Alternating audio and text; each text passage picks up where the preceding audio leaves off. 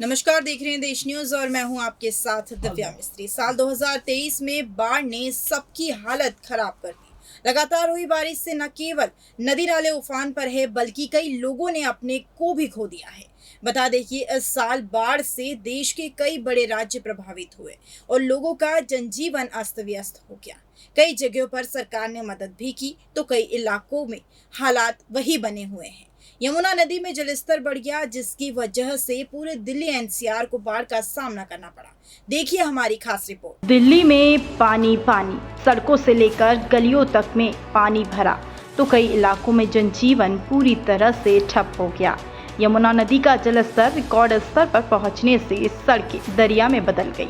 घरों, अस्पतालों और शेल्टर होम में पानी घुस गया जिसके कारण लोगों का यहां रहना मुश्किल हो रहा है। दिल्ली में बाढ़ का खतरा बना हुआ है। इसके अलावा कश्मीरी गेट और रिंग रोड बंद कर दिया गया। आरटीओ तक पानी पहुंच गया। ईस्ट दिल्ली से लेकर सेंट्रल दिल्ली और कनॉट प्लास में भी आने वाले सड़कें प्रभावित है। भैरव मार्ग बंद कर दिया गया। लाल किले के पास बाहरी रिंग रोड, विश्वकर्मा कॉलोनी, उन अन्य क्षेत्र में जलमग्न हो गए। बाढ़ के कारण राजधानी दिल्ली की आबादी के सामने पीने के पानी का संकट भी आ गया। जल भराव की वजह से 3 वाटर ट्रीटमेंट प्लांट बंद हो गए जिससे दिल्ली वासियों को पीने का पानी भी नहीं मिल पा रहा है। बाढ़ के पानी के साथ घुटने तक सीवेज का पानी घरों में घुस गया। सीवेज का पानी दिल्ली जल बोर्ड के मैनहोल में रिसाव के कारण इलाके में पहुंच गया। बता दें कि दिल्ली में फिर से यमुना का जलस्तर बढ़ने लगा है। हिमाचल प्रदेश और उत्तराखंड की पहाड़ियों में भी हो रही लगातार मूसलाधार बारिश के चलते यमुना का जलस्तर फिर से बढ़ने लगा। हरियाणा के यमुनानगर जिले में हथीनी कुंड बैराज पर प्रभाव 30,153 क्यूसेक दर्ज किया गया है जिससे मानसून के मौसम के दौरान मध्यम माना जाता है। दिल्ली सरकार के सिंचाई और बाढ़ नियंत्रण विभाग के एक अधिकारी ने बताया कि नदी के किनारे निचले इलाके में बाढ़ आ सकती है लेकिन स्थिति के गंभीर होने के आसार कम हैं। हिमाचल प्रदेश में रविवार को भारी बारिश का दौर चला। इसके साथ ही कम से कम 53 लोगों की मौत भी हो चुकी है। दिल्ली में यमुना के पास निचले इलाके में लगभग 41,000 लोग रहते हैं। इन इलाकों को संवेदनशील माना जा रहा है। हिमाचल प्रदेश हुआ जलमग्न। यह तो रही देश की राजधानी दिल्ली के हालात की बात। बता दें कि राज्यों की जहां बारिश ने सब कुछ तबाह कर दिया और लोगों को बेघर होने को मजबूर कर दिया। लोग घरों के साथ खाने को भी तरस रहे हैं।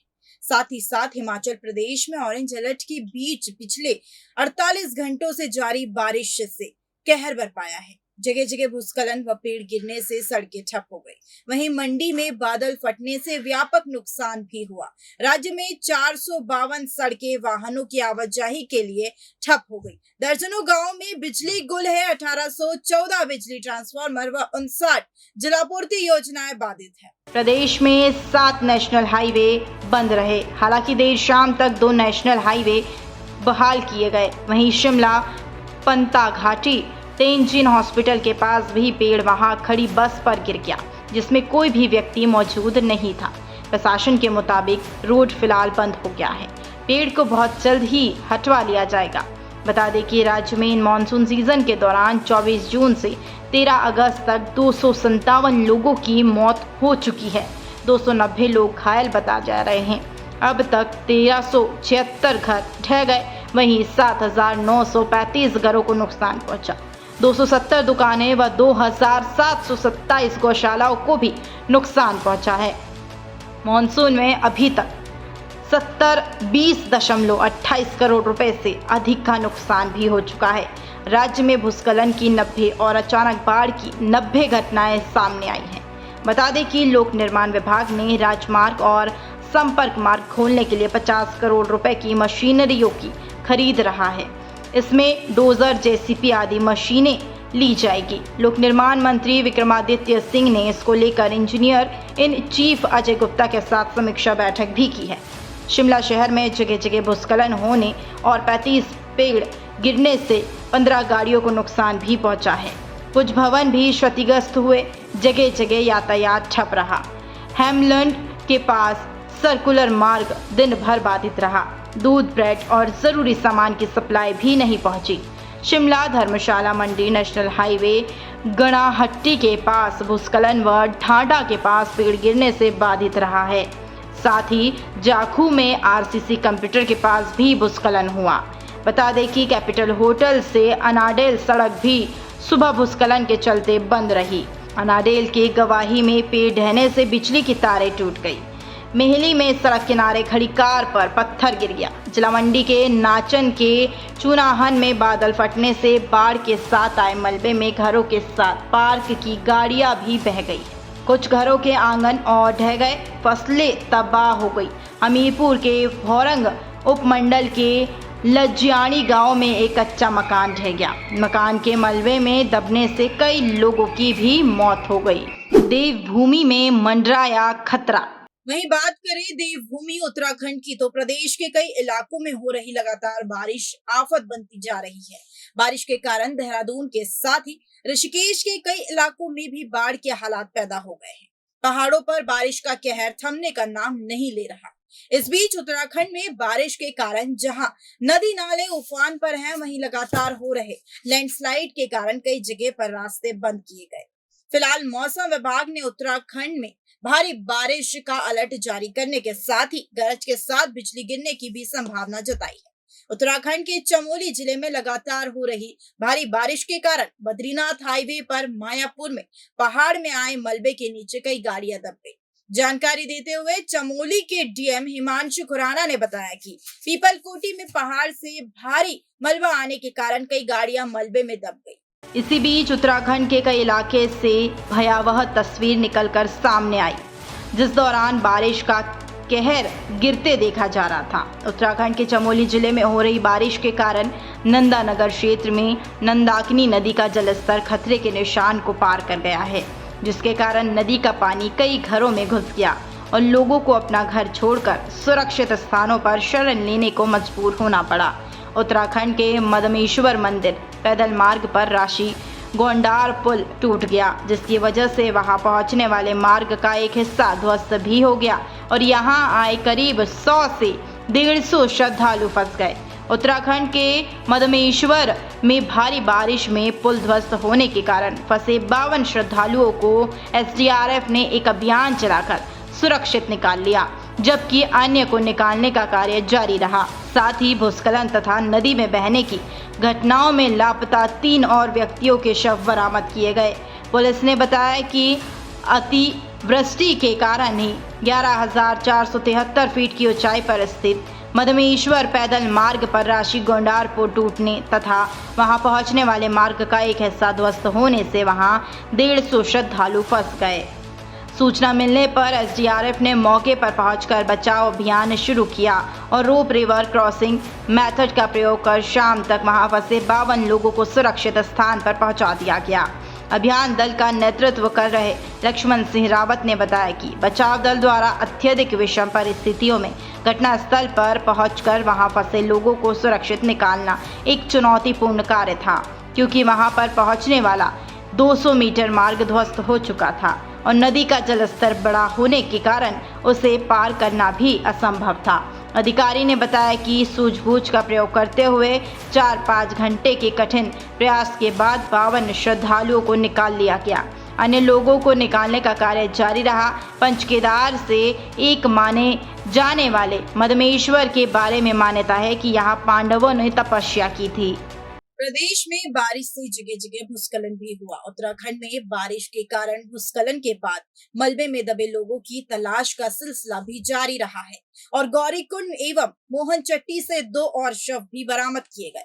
विभिन्न घटनाओं में 21 व्यक्ति अभी भी लापता बताए गए, जिनकी तलाश की जा रही है। बता दें कि रुद्रप्रयाग के जिला आपदा प्रबंधन अधिकारी नंदन सिंह रजवार ने बताया है कि 4 अगस्त को गौरीकुंड हादसे में लापता एक और व्यक्ति का शव बरामद किया गया है। उन्होंने कहा है मुनकुटिया के पास नदी के किनारे से बरामद हुआ है। शव एक लड़की का है, जिसकी पहचान की कोशिश की जा रही है। बता दें कि गौरीकुंड हादसे में 15 लोग अब भी लापता है। इसके साथ ही घटना में लापता हुए 23 व्यक्तियों में से अब तक 8 शव बरामद किए गए। शेष 15 लापता व्यक्तियों की खोजबीन जारी है। पुलिस ने बताया कि पौड़ी जिले के मोहनचट्टी में भूस्खलन के बाद मलबे से एक और शव बरामद किया गया, जबकि घटना में लापता 3 अन्य की तलाश भी की जा रही है। एक रिजॉर्ट पर भारी बारिश के कारण हुए भूस्खलन से मलबा गिरने से हरियाणा के कुरुक्षेत्र के एक परिवार के 6 लोग लापता हो गए। साथ ही साथ इनमें से एक बच्ची को सुरक्षित निकाल लिया गया था, जबकि एक अन्य व्यक्ति का शव घटना वाले दिन ही बरामद हो गया। उत्तर प्रदेश में बारिश का कहर। उत्तर प्रदेश में भी बारिश का कहर देखने को मिला, जहां कई क्षेत्र में जलभराव से लोगों को अपने घरों को छोड़ना पड़ा। जनपद सहारनपुर में 2 दिन से हो रही बारिश के कारण पावधोई नदी का जलस्तर भी बढ़ गया था। पावधोई नदी का जलस्तर बढ़ने से ढमोला नदी में भी पानी अपने उफान पर आ गया, जिस कारण आसपास रह रहे लोगों के घरों में पानी भर गया। नदी के पास बसी देवपुरम कॉलोनी में जलभराव के कारण कई घरों में लोग फंस गए, जिसके बाद सूचना पर पहुंची फायर ब्रिगेड की टीम ने घरों से लोगों का रेस्क्यू कर उन्हें सुरक्षित स्थान पर पहुंचाया। अन्य कुछ लोगों और पशुओं का रेस्क्यू करने का प्रयास भी किया गया। जम्मू कश्मीर में तबाही। देश भर में जमकर बादल बरस रहे हैं। झमाझम बारिश की वजह से कई जगहों में बाढ़ जैसे हालात हैं। जम्मू कश्मीर में भी मूसलाधार बारिश हो रही है।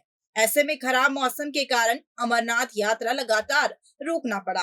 कश्मीर के अधिकांश हिस्सों में मूसलाधार बारिश हुई और रामबन जिले में 270 किलोमीटर लंबे जम्मू श्रीनगर राष्ट्रीय राजमार्ग पर कई जगह भूस्खलन हुए, जिससे लोगों को काफी परेशानियों का सामना भी करना पड़ा।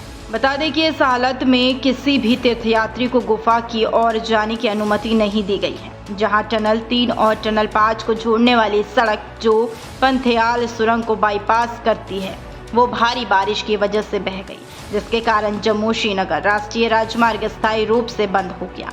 बारिश और राजमार्ग बंद होने की वजह से तीर्थयात्रियों के किसी भी नए जत्थे को जम्मू के भगवती नगर आधार शिविर से पवित्र गुफा के लिए रवाना होने की अनुमति नहीं दी गई और घाटी में बालटाल में पहलगाम मार्गों पर लगातार दूसरे दिन यात्रा निलंबित की गई है। राज्य में रात भर हुई बारिश की वजह से पंथेयाल, मेहर और रामबन जिले के अन्य स्थानों पर भूस्खलन और पत्थर गिरे, जिसके चलते श्रीनगर जम्मू राजमार्ग ब्लॉक हो गया। इसके साथ ही अनंतनाग के हिलेर रेलवे स्टेशन में पानी भरने के बाद काजीगुट से बनिहाल रेलवे ट्रैक पर ट्रेन सेवाएं भी निलंबित कर दी गई। इस साल अमरनाथ की 62 दिवसीय वार्षिक तीर्थ यात्रा 1 जुलाई को अनंतनाग जिले में पहलगाम और गादरबल जिले के बालटाल से शुरू हुई। यात्रा 31 अगस्त समाप्त होगी। बता दें कि गादरबल के कंगन तहसील में बादल फटने से कई आवासीय घरों और सरकारी इमारतों को नुकसान भी पहुंचा। इसके अलावा एक धार्मिक स्थल को भी कुछ क्षति पहुंची है। एसडीएम ने बताया है प्रभावितों को सुरक्षित स्थानों में भेजा गया। क्षेत्र के ऊपरी इलाकों में बादल फटने से बाढ़ आ गई। इससे कुछ आवासीय घरों और एक मस्जिद को आंशिक नुकसान हुआ है। सूचना के तुरंत बाद पुलिस ने स्थानीय लोगों के साथ मिलकर क्षेत्र में राहत और बचाव अभियान शुरू कर दिया। हरियाणा में तबाही। हरियाणा के यमुनानगर में बाढ़ से हालात खराब हो गए, जहां कई दिनों से यमुनानगर के गांव टापू कमालपुर के लोगों की रातों की नींद उड़ी हुई थी। मौत बनकर पल पल यमुना सब कुछ निगल लेने की जिद पर गांव की तरफ बढ़ रही थी और ग्रामीणों ने अपने बच्चों और महिलाओं को रिश्तेदारों के पास भेज दिया था और खुद दिन रात एक कर यमुना से होने वाले भूमि कटाव को रोकने का प्रयास कर रहे थे। लोग अपने मवेशियों को भी सुरक्षित स्थान पर पहुंचा रहे थे। बता दें कि कोई बीमार था तो किसी के घर से बेटी की डोली उठनी थी, मगर इस बार टापू कमालपुर में पानी ने ऐसा तांडव किया कि सब कुछ धरा का धरा रह गया।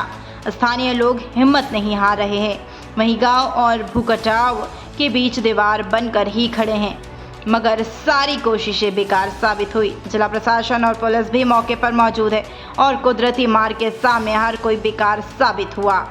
सिंचाई विभाग के कर्मचारी ग्रामीणों की मदद से कट्टों में मिट्टी भरकर भूमि कटाव वाली जगह पर तटबंध बनाने की कोशिश कर रहे थे। अंबाला समेत कई जिले में बाढ़ की चपेट में आ गए।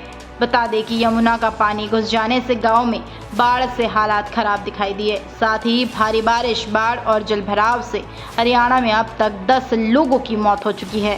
सीएम मनोहर लाल खट्टर ने आपदा में जान गंवाने वाले परिवारों को 4 लाख रुपए सहायता राशि देने की भी घोषणा की है। हर साल बाढ़ के कारण औसतन 1600 लोगों की जान चली जाती है। साल 2023 की अभी आधी अवधि में ही उत्तर भारत में बाढ़ के कारण कम से कम 60 लोगों की मौत हो चुकी है, जबकि वास्तविक आंकड़े इससे अधिक भी हो सकते हैं। NDMA के अनुसार भारत में बाढ़ प्रतिवर्ष लगभग 75 लाख हेक्टेयर भूमि क्षेत्र को प्रभावित करती है और फसलों, घरों एवं सार्वजनिक उपयोगिता की क्षति के रूप में भी 1805 करोड़ रुपए मूल्य की हानि का कारण बनती है। इस साल देश में बारिश से काफी नुकसान झेलना पड़ा। लोगों ने चार धाम यात्रा में अपनों को खोया तो कई लोग बाढ़ की चपेट में भी आए और करोड़ों का नुकसान लोगों को उठाना पड़ रहा है। हमें ध्यान रखना चाहिए कि बाढ़ प्रभावित क्षेत्र में घूमने ना जाए और ना ही अपनों को जाने दे। सावधान रहे और अधिक जानकारी के लिए देखते रहिए देश न्यूज। नमस्कार।